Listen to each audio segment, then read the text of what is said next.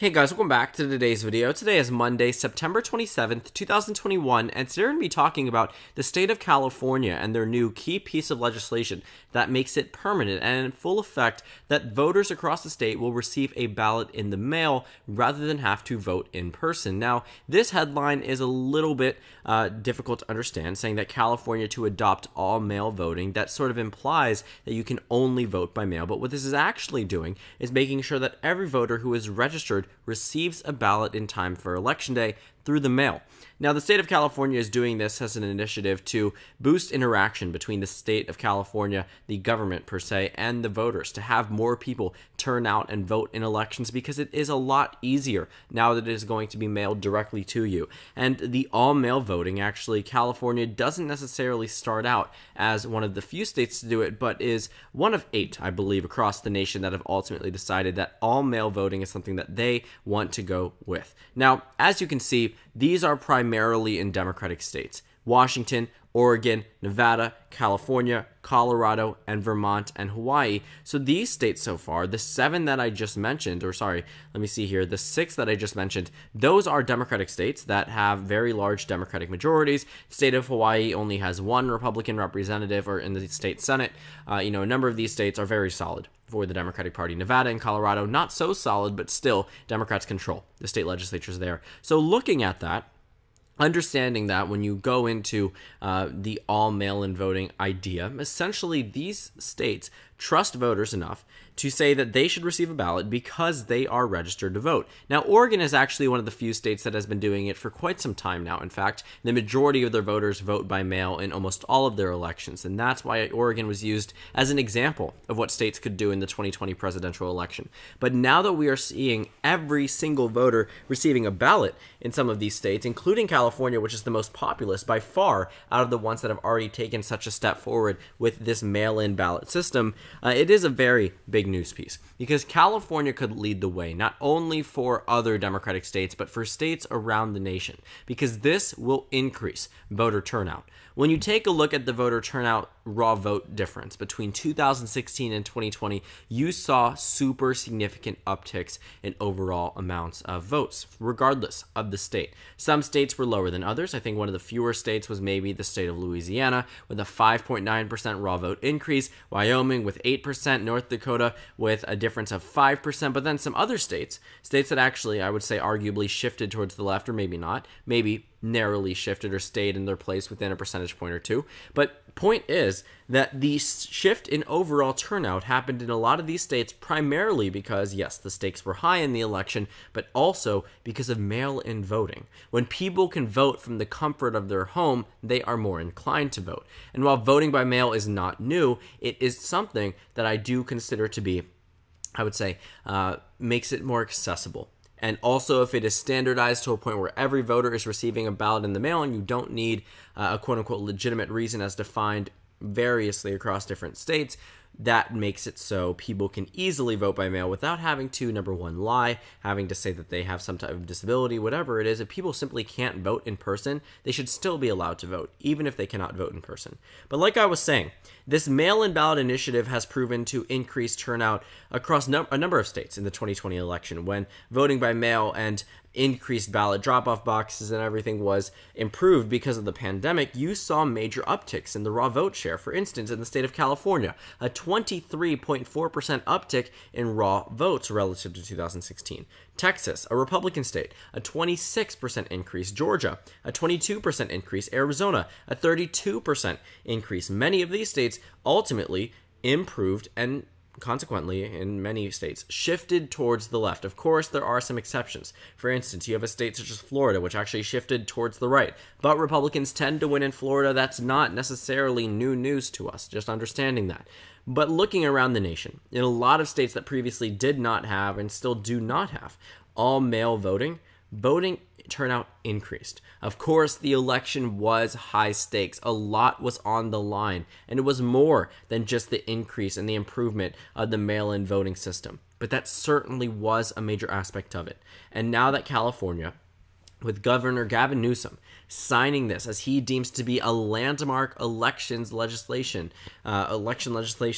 making this permanent for every registered voter. He is saying this will strengthen election integrity. What Gavin Newsom is effectively doing is taking the most populous state and giving it this point where it will be leading the nation now in this idea of increasing voter turnout by a means of making vote by mail more accessible. And it actually is a good step. I think that this is a step in the right direction around the nation to increase voter turnout altogether. Personally speaking, I really only care if people get out to vote, and I think it's super important to see high turnout. When we saw the 2020 election results, we noticed that the turnout level was the highest since 1900. And no, I do not mean the 1900s, I mean the literal election year 1900. 12 years before the Titanic sank. That's how long ago there was turnout as high as it was in 2020. And from then on, it had never reached the levels of 2020. So of course the circumstances of the year were very important, but the way that people were able to vote also absolutely boosted voter turnout across a number of these states. And you can see in these states that have these squares around them or rectangles around them, the black bolded outline that tells you that these states were mostly or all vote by mail in 2020. And the states with etched outlines, you will see, are states that had all vote by mail before 2016. So, in many of these states, where you see mostly or all vote by mail improved for 2020 and created and finalized, for example, Montana, an 11-point increase in terms of turnout. Vermont, a 10-point increase in terms of turnout. New Jersey, a 9-point increase in terms of turnout. DC, 3.3% increase, not super significant, but still something noticeable. Utah, an 11-point increase. Nevada, an 8-point increase. Hawaii, a 15-point increase. California, an 11-point increase. And many of these states, it seems, have chosen to adopt an automatic mail-in ballot system. Vermont, Hawaii, these are states that previously might not have done it before, but are deciding to do it now. And this is good for democracy. This is increasing voter turnout, clearly, as this shows. Voter turnout should continue to increase, especially if we adopt measures such as this one. But you also do have to understand there are electoral implications of many of these states ultimately having this all vote by mail system. Because turnout is expected to increase, you can also expect the Democratic Party to do better, but that's not always the case. For instance, in some of these states, despite voter turnout being much higher, Florida being a perfect example, an 18-point increase in terms of raw vote share, well, guess what? It shifted over 2 points to the right relative to 2016.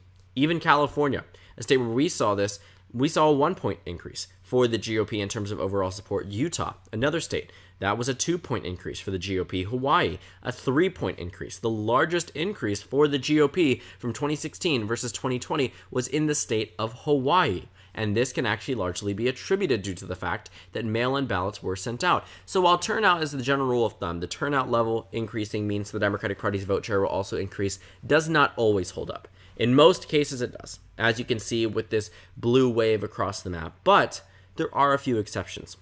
And sometimes those exceptions are enough to benefit the GOP. And who knows how things will be. If mail-in ballots become standardized, that means that mail-in ballots will become just as competitive as regular voting is now. The Republican Party will find a way to take advantage of mail-in ballots the same way Democrats did in 2020, likely change their stance on it being a fraudulent system, something that is not good for election fraud. If they won't be able to reclaim the majority without changing their narrative on vote by mail, the Republican Party can absolutely level out the playing field in terms of mail-in ballots. Right now, we know that people who vote by mail are much more likely to be Democrats than they are to be Republicans, and consequently vote for Democrats over Republicans. And those who vote in person, you know, the vice versa situation. So we could actually start to see a leveling out of that to a point where vote by mail seems to be about equal versus right now, which is overwhelmingly leaning towards the Democratic Party. But California's move is certainly a major one and can likely pressure many other states, predominantly Democratic states. If you take a look at the states that voted in the 2020 election that now have this type of mailing system, you will see exactly who they voted for. So we have 1, 2, 3, 4, 5, 6 states here, and then 7 with the state of Utah. Let me make sure that this is actually correct here with all mail voting here. 1, 2, 3, 4, 5, 6, 7. So there should be 7 here, and I believe I might be missing 1. 1, 2, 3, 4, 5, 6, 7, 8. So we have our 8. We have our finalized number here. I don't know why I was miscounting originally speaking, but essentially, I mean, 97 Democratic electoral votes and 6 for the GOP.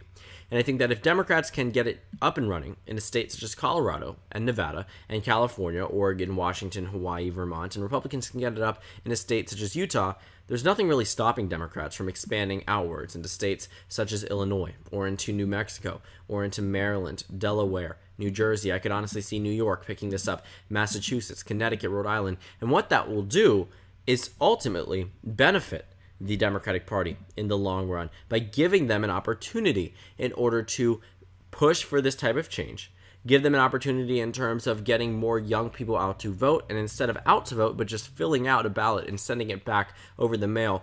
I mean, voting by mail will become so convenient if this is adapted by many of these states that people will be able to do it quite literally from the luxury of their bedroom or their dining room, where there isn't some type of political pressure, or they could vote ahead of time. They could vote in October during the early vote time period. As long as they get their ballot, they can return it the same day. People can find time to fill out the ballot. They can find time to research the candidates instead of having to take off from work on election day and avoid missing out on a paycheck that they might desperately need. That's the case for many Americans across the nation, where they simply can't vote because they don't have the time, and because it isn't a national holiday to a point where everybody's taking off.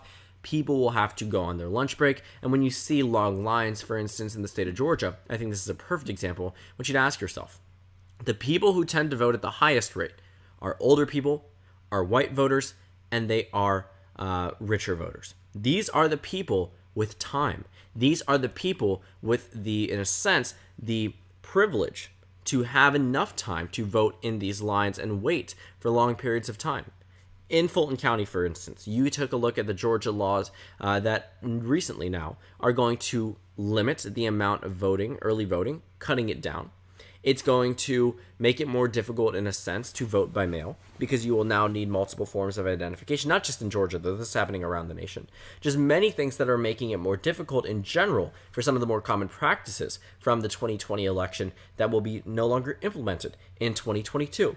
And in future elections beyond that. But in Fulton County specifically, there were reports of lines that lasted 6 to 7 hours. 6 to 7 hours. If you are waiting to vote for 6 to 7 hours, you either have a lot of time or you're not going to make it back in time at the end of your lunch break. You're not going to make it back in time to go ahead and go into work that day. You are going to have to take off. And I understand people can make that argument. Priorities, but when you are in that position where you cannot take off from work and you need to vote by mail, but all of a sudden now you need 2 forms of identification, or all of a sudden you need a quote-unquote valid reason, and COVID-19 is not one of these valid reasons, as many of these Republican states made it so COVID-19 was not a reason to vote by mail. That is clearly prohibiting the immunocompromised from getting out to vote. And generally speaking, those who take COVID-19 more seriously tend to be Democrats. Those who tend to acknowledge the severity of the pandemic tend to be Democrats. So what you're seeing here in this vote by mail initiative by the state of California, they are trying to combat exactly what we see happening in the state of Georgia. They are trying to make it easier to vote instead of make it harder to vote. Combating the attack on voter rights, the attack on voter accessibility for people around this nation happens through initiatives such as this. And if every state was to adapt this type of ballot measure, I honestly think it would end up leveling out the playing field, and both parties would take advantages from having a vote by mail system. But it would also increase turnout by a very significant amount. I find it unfortunate that we seem to have a party divide in terms of vote by mail. I think it's largely fueled by the conspiracy theories and the baseless claims of election fraud from the 2020 election. But that's besides the point. The arguments are there, the claims are being made, and it's really difficult to combat them in our day and age. People will find any reason to distrust the media, distrust politicians, distrust me, the average person, the citizen, whatever it might be. People are in this position where they are caught up in what is deemed to be conspiracy theories and to baseless claims of election fraud, and it's honestly quite unfortunate. But what I see happening in the state of California that could potentially lead us into a higher turnout type of election in the future is that other states will potentially follow suit with what California is deciding to do. And that will be beneficial for everybody in the long run. The more people we have out to vote, the more that American democracy works. The more that people are represented on the presidential level, on the Senate level, on the state level, on the House of Representatives level. We will start to see better candidates, better nominations, more enthused voters. People will be excited to vote, and if voter turnout is higher, more people are being represented altogether. I think this is a very good step by the state of California, and I think that many states are going to potentially follow through, considering California as the most populous state is deciding to adopt this as a permanent measure. So thank you guys so much for watching this video. Make sure to comment down suggestions below. Subscribe on the left if you haven't already, and check out the Instagram and Twitter. At the bottom left of the screen, there's also a Discord server for you to go ahead and join. On the screen, there's a video you can watch, and then a playlist for my 2022 election analysis videos. Again, thank you guys so much for watching, and I will see you all tomorrow.